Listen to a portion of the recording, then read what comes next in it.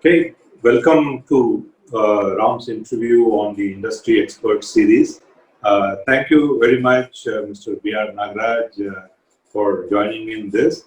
So I just quickly, for the benefit of all others, we will just do a customary introduction of myself and yours. Then we'll get on to the topic and deal with it. So I'm Ramakrishnan, the Managing Director of GenSource India Pvt Ltd, business direction designer and a coach. And we have taken a journey to help business owners in their transformation journey. My organization has got about more than 350 plus person years of experience in the various areas on the process excellence, people development, technology implementation, business finance, knowledge management, innovation modeling, and the corporate real estate and facilities. So more details about GenSource can be obtained from www.gensource.im. And it's my great pleasure to introduce B.R. Nagaraj, fondly known as BRN, and has been my colleague and friend since our Wipro days. And he's currently head of corporate real estate and facilities in Target. B.R. Nagaraj has a civil and structural engineering degree from UVCE, Bangalore, securing first class distinction through funding by the World Bank. Completed PG Diploma in River Basin Planning and Management from Pune University. B.R. Nagaraj has degree in Property Management from BOMI USA. He holds Masters in Corporate Real Estate and Senior Leadership Certificate in Real Estate from Corenet USA. B.R. Nagaraj has an extensive experience in the areas of project management, facilities management. He worked for companies like Wipro, Lucent Technologies India Pvt Ltd, Dr. Reddy's Laboratories, SAP Labs India, Google India Pvt Ltd, and currently with Target. So he also hit by the entrepreneurship bug, and he was entrepreneur of two startups, homeinspector.com and StoreHub services, before he decided to come back again and work in the corporate. B.R. Nagaraj has an exceptional societal concern. Some of his notable engagement include Trustees Sankar Cancer Foundation and Research Hospital, a charitable hospital with 450 beds, Trustee Prayoga, an NGO experiential learning. We'll learn about that little later from B.R. Nagaraj on that.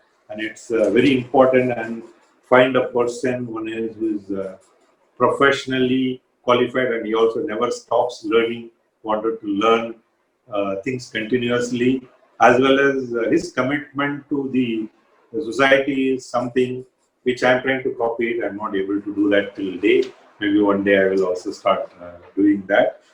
And today our topic is, we'll be discussing on the topic new normal to facilities manager, which is very much everyone is looking forward to.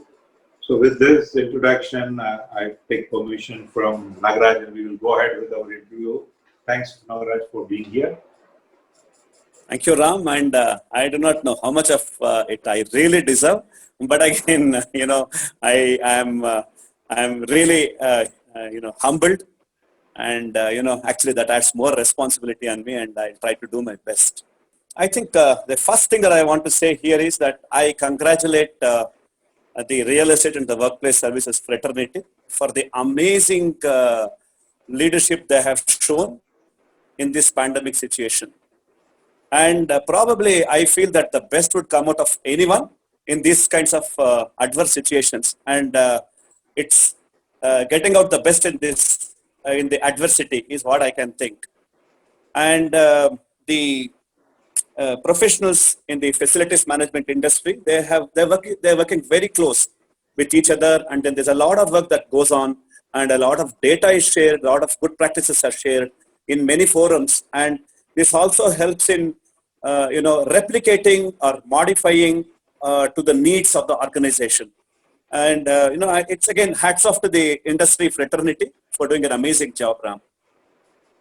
Yeah, definitely. I had seen the entire industry, people have come together. I have been also part of various the social network, the way they wanted to come forward and help is something really amazing. I think that is good of you acknowledging everyone's effort. That is very much is there. So one of the things, my first question is, due to COVID-19, we all learned very tough lessons. So one of the things, how is the new normal is going to look like, the likely changes and transformation that are expected in the FM industry. And also I would like to just touch upon the most important things you think we need to take care in the new normal. I just put a loaded question, I put it together so that you can cover the entire gamut of it. Thank you, Ram. And my answers may not be in any order, but again, I'll try to answer them as much as it's a definitely a very loaded question. So the real estate and workplace services professionals, the kind of services are given is a plethora, and that's an understatement, is what I would say. Right from identification of a space to designing a facility to managing a facility to the financials to the employee satisfaction to various workplace services that go with it, be it the employee transportation or the housekeeping and the electromechanical services or cafe operations or the real estate projects, you name it, the real estate professionals, they do a lot of work. And then I honestly feel that, many of these things are all acknowledged by the industry. I think this is something that we need to do as an industry. And then we need to keep on learning on a continual basis. This is the first thing that I want to say. And coming to the new normal, what I think is that, this happened about 5 months back, if you ask me, this COVID situation. And the offices, we are working from home for the past about 5 months. And what has been happening is we are more efficient than what we were then. Probably, that also reduced our travel time, which is close to 1 to 2 hours or 2.5 hours, whatever it is. And that made us more efficient. And what norm that, from a productivity perspective, what I would say is that, we are absolutely more productive than what we used to be. And from an operations perspective, our cost of operations has come down significantly. So, in all, it has been extremely good. But what is going to happen probably is something that I feel like this. Moving forward, employees could come onto the office pretty early, a staggered time to minimize the number of people coming together at the same time to be as minimal as possible. And then office days could be for meetings. Probably gone are the days one would go to office for routine work, and now this would become part of the work from home. That could be the new norm. And office space would get refurbished to meet the new norm, especially with the social distancing in mind. Right. And the moment you come into the office, okay, you need to pause in front of a thermal body scanner to see whether your temperature is normal or not. And a camera used for facial recognition identifies me as a staff member, and the turnstiles could open. At no point does one need to touch anything, and everything could be a contactless pathway. And elevator to different floors probably could become voice activated. Touchless technology probably is there to come and stay here. And gone are the days probably, of touching buttons, etc. Now what we are doing currently is that we are putting a film of copper on that, and that it has antimicrobial features. An employee comes out of an elevator, probably the corridors could be widened. That could be one feature that I'm thinking going forward could happen to reduce chances of virus being transmitted when employees walk down the corridor. At the door entrance, probably, you will have automatic hand sanitizers. That is probably is here to stay. And the furniture, for example, the workstations or the chairs or the tabletops or the panels or whatever would become antimicrobial materials. And that would be easier to clean and harder for the bacteria to stick on. Then again, we also, Indians are used to getting service for everything. So probably those days are gone, and then we will have to service ourselves for a cup of coffee. So a freshly brewed cup of coffee, we will have to go to the pantries or the kitchen or wherever, and then we'll have to brew it ourselves. And then the tabletops could be again antimicrobial materials. So this could also be one more thing that can happen. And even the furniture what we use, for example, the copper handles. So the cost might increase, but that could be one thing that could happen. And the AC systems probably, using UV light to kill germs and bacteria, reduce humidity, which helps prevent multiplication of germs. And we would be responding to a stream of data from sensors fixed around the building and wearable sensors. And the current office plan may also undergo some changes with partitions, acrylic partitions, and open office can become, with partitions just to see that the viruses do not travel. Or probably, we might have more of plants. That could be one more feature. And the meetings could be the meeting room size, again, with social distancing size. A 20-seater can become a 6-seater or a 4-seater, or whatever it is. And meetings will happen only because it could be more productive and the outcomes could be better. Now, these are some of the things that, I don't know whether I have answered all your questions. Yeah, one of the things is you have just put it all very well together. Wellness is something is going to take a front seat. Basically, it's an employee, individual, complete employee wellness is going to take a complete front seat. To that extent, whatever is required, all the facilities manager need to start looking at. That is where you are also telling how the learning is also going to become. That keeping the continuous learning is something which is going to be the key for that. So one other thing is I know you have done a lot of things with the Corenet Global and other things. It's quite interesting. And at this point in time, it's I see very important is people need to learn and unlearn is very important thing. And I wanted you to, based on your experience, so you have been, when you are working, doing that, all the courses I know, personally, you have been working in a very tight scheduled project and timelines were there. With all that, you were able to do. What is that thing you would like to tell the people on that? Why this is important, a continuous learning? Yeah, I think that's a way of life. Again, learning is a way of life. And the moment one stops learning, probably, again, that life is not really worth living, is what I think. And we need to become better and better, Ram. That's something that I constantly feel. We need to be constantly getting educated and constantly becoming better, Ram. I think that has to continue with us. The spirit of learning should always be there. And one thing that I would tell is that, we need to pursue our passions. And if you pursue your passions, again, there is nothing called that you don't have time. You have a lot of time, provided we use it well. And for, again, you touched upon the Shankara Cancer Foundation or the Prayoga or whatever it is. They actually are stress busters. And that will give you energy to get back to work. And any stress you have at work, as long as you love your work, there is nothing called a stress. And I know there are many situations where, we will have to deal with a number of people and all your employees are your customers. Yes. So you have to take care of everything. Yeah, that's a pretty, but again, we should start enjoying it. The moment we start hating it, it becomes very difficult to work. And, you should start loving that. Once you start loving that, you will not feel that. And if we put ourselves in the shoes of an employee, probably we'll have all the answers. And there is a lot of learning that we have made out of this. Again, maybe, one is it could be a person within. And Premji made a lot of impact in my personal life on this. Premji and Narayan Murthy are two people I can tell, that they have made a huge impact. And ultimately, I remember Premji's one sentence. It is the customer who grants us future. It's not your boss. Yeah. Well, absolutely. What you are saying is clear. Even using the COVID time, I'm already doing 2 courses to sharpen some of my business skills as well as the public speaking skills and all the things. You need to continuously keep doing it so that you all learn and unlearn is something which is very much definitely required.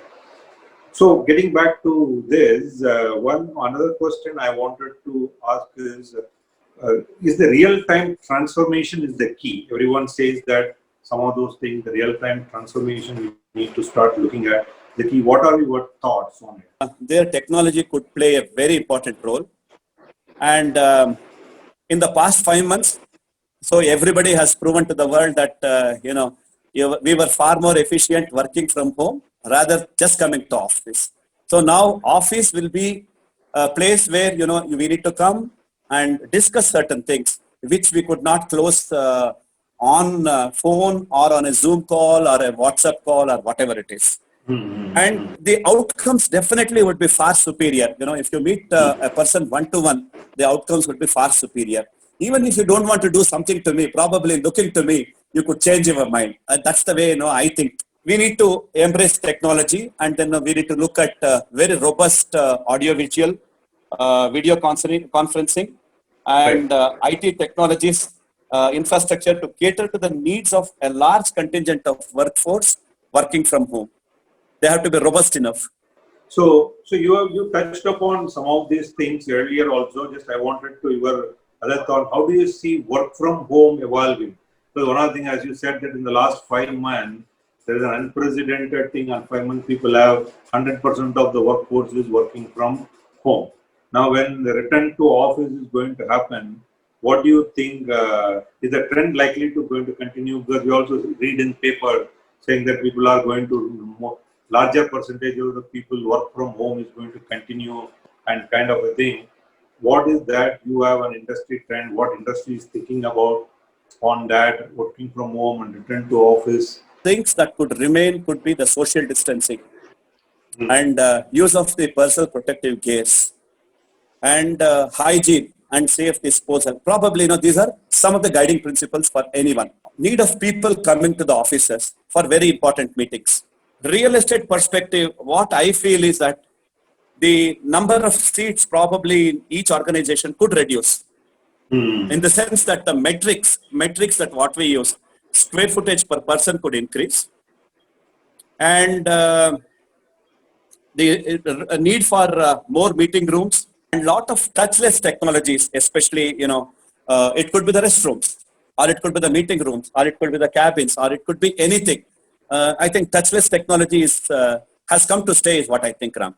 Is this, given that you are saying that square foot per person is going to increase, conference room, do you see industries are thinking about there's some kind of a design change to the existing facilities? Is it going to happen? I think definitely yes, Ram. Because right now what's happening is, I touched upon this point, the workstations. When I touched upon the workstations, Yes. the fad currently is an open office. Yes. The open office and everything is open. Probably that may not be the thing that could happen. And between workstations, you need to maintain a minimum of about 6 feet distance. And behind workstations also, you need to maintain a minimum of about 6 feet. So that said, your density will definitely come down for sure. And the norm of, in India, what's happening is one workstation is assigned to each person. Right. I think that could change. And that could become like the Western world. Yes, and Europe is definitely a pioneer in this. So they have concepts like the hot desking and all those things. So I think those things, we might really see those things could be coming. And ultimately, it's the cost of operations, which is very critical. And why a lot of work comes to India. Besides the talent, I'm sure on the cost front also, we are pretty good. Once Yes. we lose that also, then again we may not get much work to India. So it's extremely critical that we have an eye on the operations cost as well. Yeah, no, I think before COVID situation, there are things like people were sharing their desk, there's no desk assigned and all those things. Some of those changes might happen also, keeping in consideration some of those basic hygiene needs. Another thing we need to maintain. And definitely, as you just laid out, some design changes would like to happen. And do you see one of the things is another thing also? Now that we are telling there is a number of people who are going to work from home, his percentage will increase. Given that, how do you see the real estate? Basically, the real estate per se, the demand overall will come down, or we see after some point in time we expect some more businesses. That is also one perspective is there saying that now there are more companies and businesses will come into India, given that we may absorb more space. What is that you hear in the general real estate trend? That is one. What of it? I just wanted your reaction to that, saying that is it real estate demand is going to increase still the days to come, or it will be muted? Ram, I think, I mean, we have been having these discussions in many forums, and Yeah. there are many people uh, thinking of a doomsday in real estate. Yes. And I know I'm an eternal optimist. I don't believe in such things. And, probably things could be like this till we find a robust vaccine. Again, we may not live the kind of life that we led prior to March, Yeah. and we would be very very mindful. Probably this is again my inkling of thoughts, and we may not stay, and we will still continue to practice the social distancing and all those things, at least for the next 1 to 2 years is bound to stay. And then again, Hmm. if I can think of how an office could look like in 2025, so probably, it is a touchless technology, less number of people, lot of greenery, and very minimal number of people coming to the office, and everybody not coming to the office together. Lot of things happening from home, and very less meetings happening in the offices. So I think that this is something going to happen. And coming to the real estate, if you see really in India at this point of time, I don't think the real estate what has been designed could meet any of these needs. I don't think we have developers who have provided tenants with these kinds of UV lights or Hmm. MER filters, MER 13, 14 filters. I think these are some things now which are very critical. Or switching on the exhaust fans at least about 2 hours early. That brings in a lot of fresh air, and that improves the indoor air quality. Or robotic duct cleaning. There are multiple things that the developers can do, and I don't think developers have done a very good job of it. I do not understand their economics, but this is something quality developers will definitely have a place to stay here, and then also the real estate also could move to the uh, lesser populated places. That could also be one thing happening. If people Hmm. are, for example, we have the Manesa Tech Park, or the Bagmane Tech Park, or the ITPL, and all those things. Now there is a lot of traffic congestions happening, and a lot of traffic snarls, and indoor air quality is absolutely poor. And with especially this pandemic situation, people could be considering that anyway I'm coming off from a far off place. Probably people could move to suburbs. That could be one option that could happen. And because as they don't have to come to the office on a day-to-day basis, and real estate developers now could purchase land in those kinds of places and set up all the infrastructure, and then the facilities could be set up, and then our overall operations cost also could reduce. That could be one way of thinking. And then we can also have like a, a, a primary hub and a satellite. You can have satellite offices and a primary hub. Right. So you can have multiple offices within a city. Need to do one of the things is it's very important. Partner in success is most of the people are these vendors who provide services to us, right? So Yeah. with respect to that, and they are looking at one of the some of those vendors definitely absolutely don't have any kind of a work current situation, and some of them are finding alternative. What is something as a facilities manager you advise them, or your thoughts for them? What is that they should start doing it? Your vendors. I think the first and the foremost thing is that the workforce should be trained on a continual basis. This is something very critical. If you see the workmen of India versus the workmen in the Western world, this is a difference, and we need to make them aware of things. So a lot Right. of things we do without knowing. I think education makes all the difference. This is one. And then our caring for our people should definitely increase. Our cost of operations could increase, but that's an investment we all are making in this.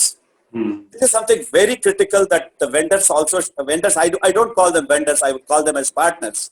So our Yes. partners also should be doing these kinds of things. And as you said, unlearning and learning.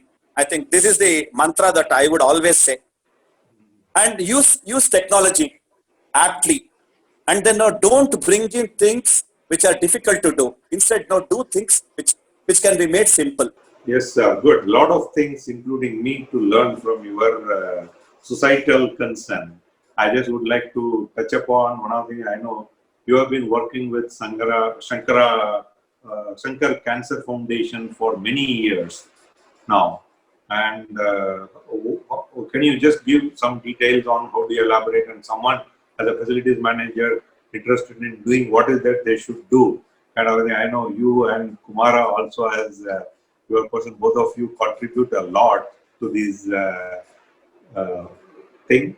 Can you just give us some insights on that? Ram, I should consider myself distinctly fortunate, and not many people would get that opportunity. Probably I seized the opportunity well, is what I should say. And I have been privileged to work, and I'm able to rub shoulders with some of the best brains, and the most humble and the human brains, humans. Yes. And I've been very fortunate to work with people like Dr. B.S. Srinath, who is one of the most reputed surgical oncologists that is available in the country today. And people like Dr. H.S. Nagaraja, okay, who again is my mentor and a professor. So people like this. So Shankara Cancer Foundation is born out of passion. It's born out of a dream of Dr. Srinath. And Dr. Srinath chose trustees who are not doctors. So all are coming from different domains. So he chose us as trustees. I think when we started this, it started like a 30 beds hospital is what we wanted to do. It's like a middle class family. Then, our dreams went to 50 beds, then 100 beds, 150 beds, 200 beds, 250, 300, 500, 600. That is where we are in now. But, when we really started off, we did not had any money at all to start off. And then one of the donors who came, he saw a big hole excavated. We had done a huge trench, and water had collected in those pits. And they were asking that, would you be able to do? Would this be able to be done by you middle class people? And one thing that, we all said is, yes, we definitely can do. Where there is will, there is a way. And, it is the passion, the dedication, the honesty, the commitment of the purpose, and the love for humans, that drove us here. And we all pledged our properties. And then we all gave whatever money we had to the institution. We all donated whatever little we could do. And, that is born out of that. When we went to banks, one of the PSU banks, the general manager of the bank, he asked a question, do you know how many zeros are there in a crore? That was an insult to us. Then we said that, we will never come to any of these banks for funding. And we funded it ourselves. Now today, I'm very happy to say that, we are a AA minus funded organization of the CRISIL. That means very high, reliability on the funds what anybody could give us. Right. This is one. And the societal concerns, 10% of the beds or the services are absolutely free to people. And then we conduct many cancer camps. We have an institution called the Shankara National Center for Cancer Prevention. We have a nursing college. We have a postgraduate teaching institution. We have fellowship courses for doctors. So what started as a dream, today, we are a full-fledged hospital, and we are only after the famous Tata Memorial Hospital. We are the second largest charitable cancer hospital in India. And our services are definitely 50% lesser than, the hospitals, comparable hospitals. And, as I said, we are a teaching institution. So again, we are a research institution. A lot of things are going. We have a staff strength of close to about 750 today, Ram. Great, sir. That is very nice to hear. What is on the medical, which is the basic thing which people require, especially cancer is something all poor people struggle a lot, and nice to hear that. Another thing you are doing is on the education part of it. Prayoga, NGO, experiential learning, which is another education is another important thing. And always people say, no, if you educate one person, he takes care of entire his family. That's what happens. That is what you are doing. It is something great. So how many people are getting educated through that? Ram, okay. I want to talk something about the Prayoga, the Yeah. organization where I'm working. So this again started as an initiative from, my professor and mentor, Dr. H.S. Nagaraja, who is the founder of BASE. Yes. So again, we were talking upon it once that I mean, even in my engineering, no, I don't feel ashamed to say this. There were huge equations, and then it was deriving from the first principles. And in an exam, no, was sometimes difficult. We used to practice, and then we used to, reproduce that. And that is not the way our children should learn. Our children should learn everything through experimentation and through experiential education. They have to come with their mind only knowing certain concepts, and they have to do everything from their own hands. They need to have very minimal knowledge of what they want to do. They need to learn in the class, and they need to learn through experiments. They need to conduct experiments themselves. They need to observe what they are doing, and then they should not be fearing that somebody's result is X and mine should be X. Otherwise, I will not get my internal assessment. They should not be fearing that. Instead, we should give them an opportunity either to prove or disprove a theory. How we studied is, for example, in physics, if I would say, V is equal to U plus AT. I know the left hand side, I know the right hand side, and all my job was Right. to equate the left hand side and say the left hand side equals right hand side, which is Right. not the right way of learning at all. We should give an opportunity to a child to either prove or disprove. And then, that is where, if they disprove something, again with lot of logic in it, then you can get lot more things. So one of the things is that we wanted our children to be I mean, our education should be to mold an entrepreneur, independent thinking, rather than the stereotype thinking, what the education what I got, for example. And that's not the way. No, our children in India are far, far brighter. We want a very good education to the children. And here what we do is, whatever, again, we take care of the science and maths curriculum of children. And this is for children who are economically deprived. And the model is that, we would not be we are building state-of-the-art laboratories. We are building a 25,000 square feet facility with intranet, and then intranet. I think everything is a Wi-Fi enabled, a completely, a PWD, that is Persons with Disability or an American Disabilities Act compliant facility, a very safe facility, and children can do everything from their hands and learn. So this kind of a facility is what we are doing.